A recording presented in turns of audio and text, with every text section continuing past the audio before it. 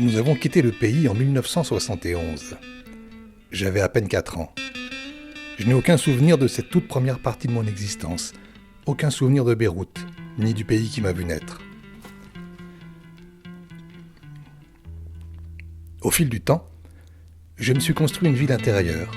J'ai imaginé Beyrouth, en y mêlant fantasmes et vieux clichés en noir et blanc, nourris des anecdotes que l'on me racontait.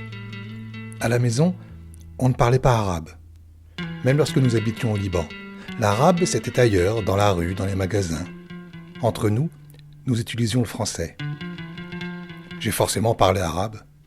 À 3 ou 4 ans, j'allais à l'école, je fréquentais d'autres enfants, mais je n'en garde aucun souvenir. Les mots arabes que j'ai pu mémoriser à cette lointaine époque se sont effacés.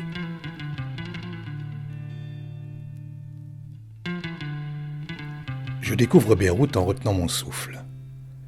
La voilà enfin, cette ville dont j'ai tant écrit le nom. Dans un premier temps, je suis déstabilisé.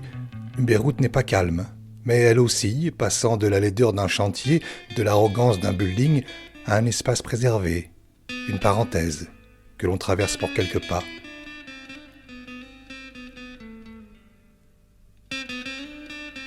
Derrière le port, je m'arrête face à un immeuble ayant subi les douleurs du temps et des événements.